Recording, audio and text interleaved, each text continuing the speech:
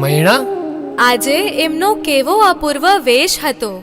દીર્ઘ સુપુષ્ટ શરીર, સૌમ્ય કાંતિ, ઉજ્જવલ નેત્ર, ચંદન ચર્ચિત મુખ શોભા, ગળામાં શુભ્ર પુષ્પહાર, વાંકડિયા ગાઢા વાળમાં મેઘાભિષેકની છવી, આંખોમાં નીલ સમુદ્ર, સ્વપ્નની સ્થિર તરંગમયતા.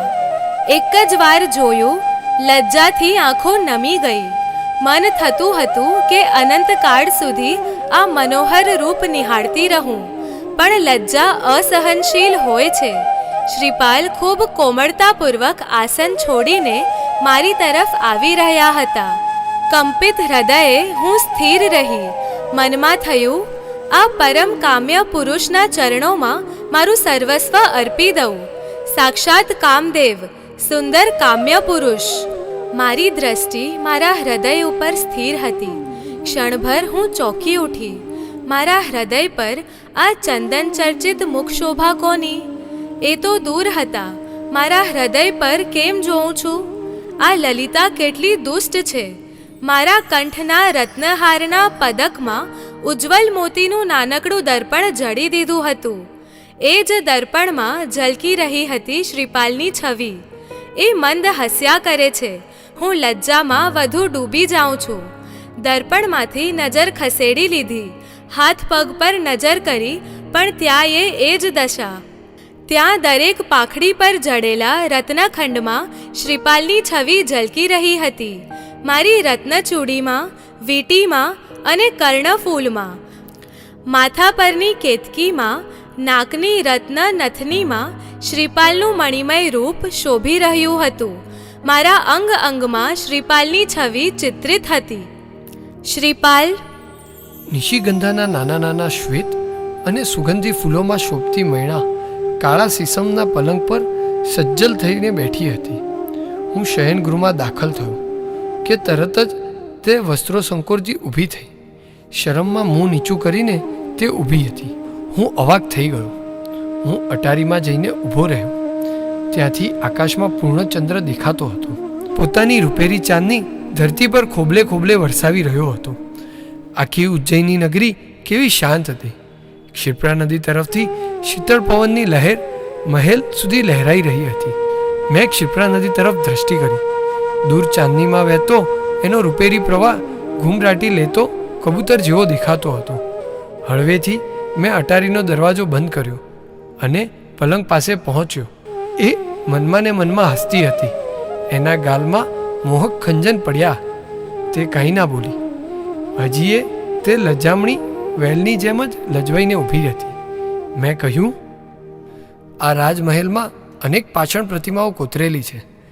એમાં તારે એક વધારો કરવો છે? ક્યાં સુધી આમ ઊભી રહીશ? બેસ નીચે. તે સંકોચાઈને નીચે બેઠી.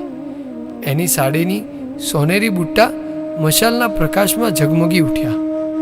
મેં એને વિસ્મયથી પૂછ્યું, મૈણા, આ સાડી આજે તે કેમ પસંદ કરી? ખાસ કોઈ કારણ? તમને સિદ્ધચક્રજીમાં સોનેરી આચાર્ય પદનું ધ્યાન કરવું વધુ ગમે છે ને, એટલે. તે અત્યંત હળવે સાદે બોલી. એનો અવાજ રૂપાની ઘંટડી જેવો મધુર હતો, પરંતુ એના અવાજ કરતાંય મને એનો ઉત્તર બહુ ગમ્યો. અરુંધતીને લઈ આકાશમાં પૂર્ણિમાનો પૂર્ણ વિકસિત ચંદ્ર ધીમે ધીમે ઊંચે ચડવા લાગ્યો. ગવાક્ષના અધખુલ્લા દરવાજાની તળમાંથી ક્ષિપ્રા નદીની શીતલ લહેરીઓ નિર્ભયપણે શયનગૃહમાં મંદ મંદ પ્રવેશ કરી રહી હતી અને શીતળતાનો અનુભવ કરાવતી હતી. મૈણાના સહવાસમાં મારા દિવસો આનંદથી પસાર થયા હતા. તે એક આદર્શ પત્ની હતી. માત્ર પત્ની તરીકે જ નહીં, પણ બહેન, માતા, કન્યા, ભાભી તરીકેના બધા સંબંધોમાં પણ તે મને આદર્શ જ લાગતી હતી. દિવસના મોટાભાગનો મારો સમય શ્રી શ્રીચક્રની આરાધનામાં પસાર થતો. ક્યારેક હું ક્ષિપ્રા નદીના તટ પર જઈને પણ શ્રી શ્રીચક્રજીના ધ્યાનમાં નિમગ્ન થતો. બાકીનો સમય રાજા પુણ્યપાલ, મહામંત્રી સોમદેવ, મારી માતા, મારી સાસુ વગેરેની સાથે વાતોમાં પસાર થતો. નગરના શ્રેષ્ઠીઓ, શ્રેષ્ઠીકુમારો, રાજ્ય અધિકારીઓ વગેરે પણ મળવા આવતા. તેમની સાથે પણ ઘણી વાતો થતી. મૈણાના સૌચર્યમાં રાત્રિ ખીલી ઉઠતી. જાણે હવે મારા માટે રાત્રિ રહી જ ન હતી. અખંડ દિવસ જ હતો. 24 કલાક ઉજાસ. પુણ્યકર્મની ઉદારતાથી મારા પર સુખનો પુષ્પો વરસી રહ્યા હતા. મારી આસપાસ મારા પર પ્રેમ વરસાવનારાઓ કેટલાય સ્વજનો, પરિજનો અને નગરજનો હતા. એમાંય રાજા પુણ્યપાલનો પનોતો પુત્ર અશ્વિની તો સાગના સાડ જેવો સીધો, ઊંચા દંડ જેવો રૂઆબદાર દેખાતો હતો. એ મને ખૂબ ગમતો. એ છોકરો વ્યાયામ પ્રેમી, સ્વચ્છ, નિર્મળ અને નિફિકરો જીવ હતો. મારે જાણે નાનો ભાઈ. શરીરે હુષ્ટપુષ્ટ હતો. એના પ્રેમાળ સ્વભાવને કારણે સૌને વહાલો થઈ પડ્યો હતો. ક્યારેક રાજા પુણ્યપાલ કે મહામંત્રી સોમદેવ મારી સાથે રાજકારણની ચર્ચા કરતા પુણ્યપાલ મને કહેતો, શ્રીપાલ, હજી તમને રાજનીતિનું કશું જ્ઞાન નથી. રાજનીતિ એટલે કપટ નીતિ. ત્યાં ભાવુકતા ચાલે નહીં. રાજકરણીઓના મન જંગલી ઘૂસના દર જેવા હોય છે. એમનું દર ક્યાંથી શરૂ થાય છે અને ક્યાં જાય છે એની કોઈને જાણ નથી હોતી. તેમ રાજકરણીઓના મન કળી શકાતા નથી. મને આ વાતો સાંભળીને મારી માતાએ કરેલી મારા કાકા અજીત સેનના ષડયંત્રની વાત યાદ આવતી. મારું મન વિચારોમાં અટવાઈ જતું. નીતિએ માનવને જીવન શા માટે આપ્યું હશે? જાતે બળીને ખાક થઈને જગતને ઉજાડવા માટે કે પોતાના તુચ્છ સુખને ખાતર બીજાઓને નિર્દયતાથી સળગાવી દેવા માટે? માણસને પ્રેમ અને સદ્ભાવથી જીવવું કેમ ગમતું નથી? તો પછી જીવનનો મૂળ સ્વભાવ કયો? પ્રેમ કે ક્રૂરતા? પ્રકૃતિએ, કર્મોએ જ માણસમાં ક્રૂરતા પેદા કરી હશે ને? દેહમાં આત્મા છે એમ ઘણીવાર મૈણા કહે છે. તો પછી ક્રૂરતા, દ્વેષ, અસૂયા, વેર આ બધા આત્માના ભાવો હશે? મૈણા ઔદૈહિક ભાવોની વાત કરતી. જો એમ ન હોય તો પછી માણસનો શો દોષ? કે પછી આ બધા મનના ભાવો છે? મન કેટલું મોટું રહસ્ય આ બે અક્ષરોમાં છપાયેલું છે. એક દિવસ અમસ્તો જ હું ક્ષિપ્રાના કિનારે ફરવા નીકળ્યો હતો. ત્યાં શ્વેત વસ્ત્રધારી નીચી દ્રષ્ટિએ ચાલતા હસમુખા મુનિવર સિદ્ધેશ્વર મને રસ્તામાં મળ્યા. તાજા ખીલેલા શ્વેત કમળ જેવા એમનો ચહેરો પ્રસન્ન અને પ્રફુલ્લ હતો. એમના એક હાથમાં સીસમના લાકડાનો દંડ હતો અને બીજા હાથમાં ભિક્ષા પાત્ર હતું. કદાચ તેઓ ભિક્ષા માટે કે જંગલ જવા નીકળ્યા હોય. મુનિ સિદ્ધેશ્વર આચાર્યદેવ મુનિચંદ્ર સુરીના પ્રીતિપાત્ર પુત્રવત શિષ્ય હતા. મને આ મુનિ સર્વગુણ સંપન્ન લાગ્યા હતા.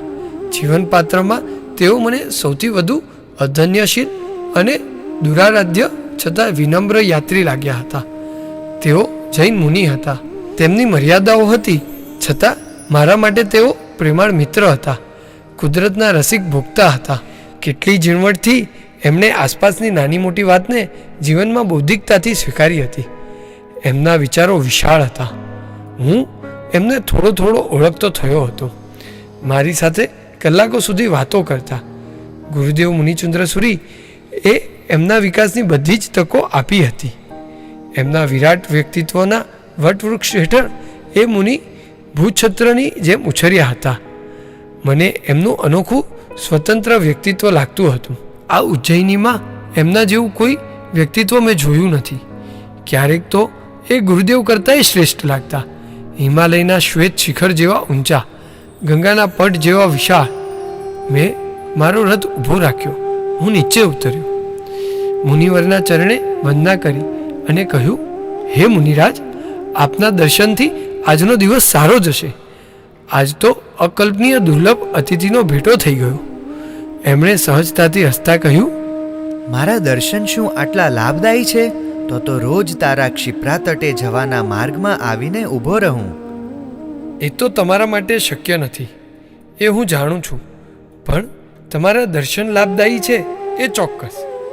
ચાલો, શું તમે ક્ષિપ્રાના તટ પર પધારો છો? નહીં મહાનુભાવ, સમય થઈ ગયો છે.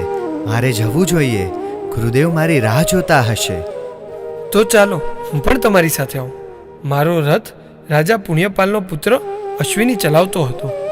મેં એને રથ રાજમહેલે લઈ જવા કહ્યું. મેં સિદ્ધેશ્વર મુનિને એક પ્રશ્ન પૂછ્યો. મુનિરાજ, અનાસક્ત ભાવે એક પ્રશ્ન પૂછું છું. આપના ગુરુદેવે આપને કોઈ દિવ્ય અનુભવ કરાવ્યો છે ખરા? શ્રીપાલ, મને સાક્ષાત અનુભવ છે દિવ્ય તત્વોનો, પણ મેં એ કોઈને જણાવ્યો નથી. આજ સુધી મને કોઈ યોગ્ય વ્યક્તિ મળી નથી, પણ આજે હું તને જણાવીશ. કોઈ મહત્વપૂર્ણ અને ગુપ્ત વાત કહેતા હોય એમ ધીમા અવાજે મુનિવરે મને કહ્યું. તેઓએ મને શ્રી સિદ્ધચક્રજીના અધિષ્ઠાયક વિમલેશ્વર યક્ષનું આહ્વાન કરી તેમને પ્રત્યક્ષ બોલાવવાનો મંત્ર આપ્યો છે. ઓહો, ગુરુ શિષ્ય માટે શું નથી કરતા!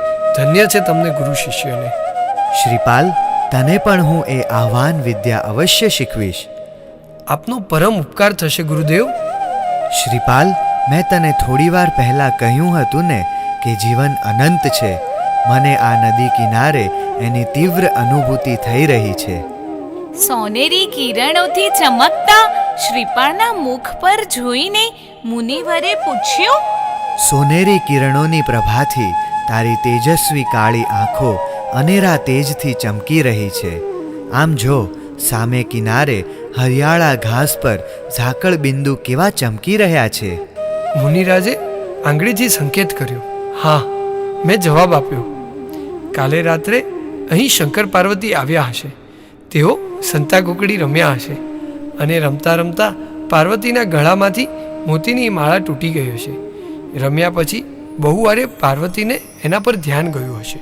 જુઓ, તમારી આ કાયમની ખેંચાખેંચીનું પરિણામ.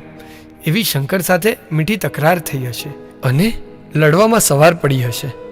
પછી પાછા જવાની ઉતાવળમાં હાથ લાગ્યા એટલા મોતી જેમ તેમ ભેગા કરી પહોર થાય એ પહેલાં પતિના હાથમાં હાથ પરોવી તેઓ કૈલાસ પર્વત પર જવા નીકળી ગયા હશે. બાકી રહેલા આ મોતી અત્યારે ચળકી રહ્યા છે.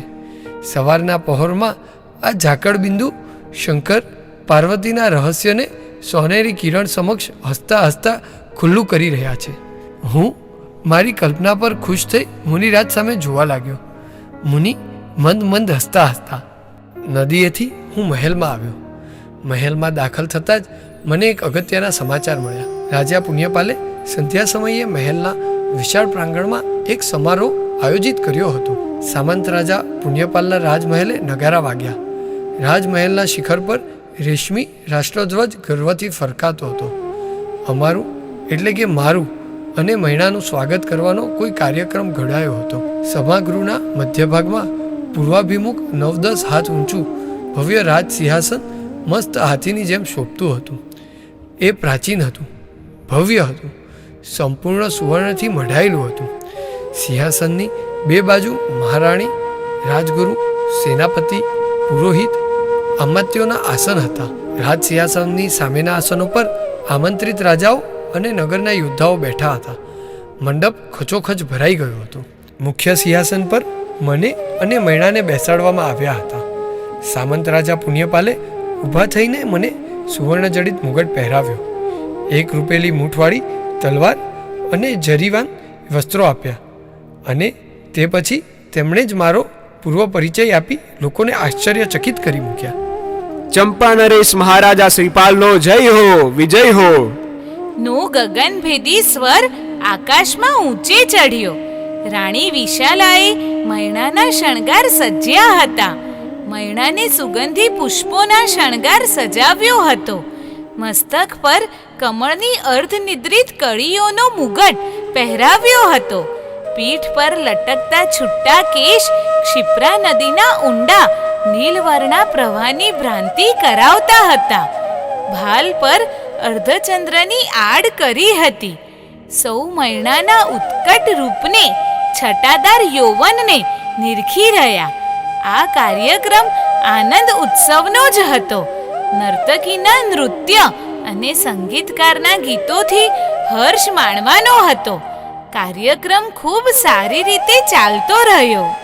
મહારાજા પ્રજાપાલના મહેલમાં મહામંત્રી સોમદેવે મહારાજાને ખૂબ સમજાવી પટાવીને આજે સંધ્યા સમયે નગરની બહારના કામદેવ ઉદ્યાનમાં વિહાર કરવા જવાનું સમજાવ્યું. રાણી સૌભાગ્ય સુંદરીએ પણ મહારાજાને સમજાવવામાં સાથ આપ્યો. ઘણા દિવસોથી નાથ આપ મહેલની બહાર નીકળ્યા નથી, નગર ચર્ચા કરી નથી, રાજપુરુષોને મળ્યા નથી. આજે તો તમને કોઈ પણ રીતે બહાર લઈ જવા છે. રથદળ અશ્વદળ ને હસ્તીદળની સાથે તમારી સવારી કાઢવાની છે. મહારાજા માની ગયા. મહામંત્રી અને રાજા પુણ્યપાલની યોજના પાર પાડવાની આશા બંધાઈ. રાજ સવારીને પાછા ફરતા રાજા પુણ્યપાલના મહેલ આગળથી પસાર કરવાની યોજના ઘડાઈ હતી. અને એ જ રીતે મહારાજા પ્રજાપાલની સવારી નીકળી. નગરમાં ફરી નગરજનોએ રાજા રાણીને વધાવ્યા. સવારી કામદેવના ઉદ્યાને પહોંચી. રાજા રાણીએ કામદેવની મૂર્તિની પૂજા કરી અને સવારી પાછી ફરી. ધીરે ધીરે સવારી પુણ્યપાલ રાજાના મહેલની નિકટ પહોંચી. ત્યાં મધુર વાદ્યોના અવાજ રાજાના કાને પડ્યા. ગીતના શબ્દો કાને પડ્યા. નૃત્યના ઝણકાર કાને પડ્યા. આ બધું શું સંભળાય છે રાણી? આપણે મહામંત્રીને પૂછીએ. રાણી સૌભાગ્ય સુંદરીએ મહામંત્રીને ઈશારો કરી બોલાવ્યા. મહારાજા, આ તો આપણા સામંત રાજા પુણ્યપાલનો મહેલ છે. ત્યાં મહોત્સવ ચાલી રહ્યો છે. ત્યાં તો રથની સામે જ રાજા પુણ્યપાલ આવીને ઊભા. મહારાજા, મારા મહેલને પાવન કરો. મહારાજાનો હાથ પકડી પુણ્યપાલે મહારાજાને રથમાંથી ઉતાર્યા. વિશાલાએ સૌભાગ્ય સુંદરીને ઉતારી બંનેને મંડપમાં લઈ જવામાં આવ્યા. મહારાજાએ સિંહાસન પર બેઠેલી મૈણાને તો ઓળખી, પણ શ્રીપાળને ન ઓળખ્યો. બસ તેઓ સ્તબ્ધ થઈને ઊભા રહી ગયા. મનમાં હાહાકાર થઈ ગયો. આ મારી પુત્રીએ બીજા કોઈ પુરુષ સાથે લગ્ન કર્યા લાગે છે. છેવટે પાપ પ્રગટ્યું જ. આમાં દોષ મારો જ હતો. મેં ભયંકર ક્રોધમાં અવિચારી કૃત્ય કર્યું.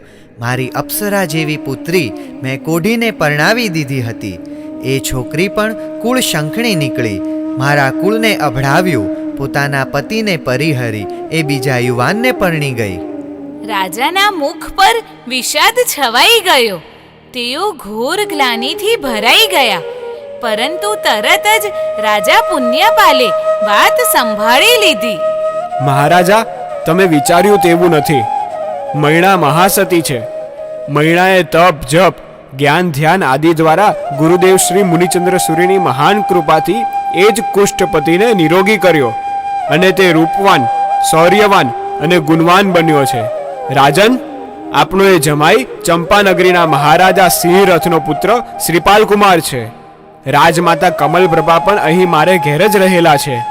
માટે શોક દૂર કરો ને નવ દંપતીને હૃદયના આશીર્વાદ આપો અને પછી બધી વાતો વિસ્તારથી થશે.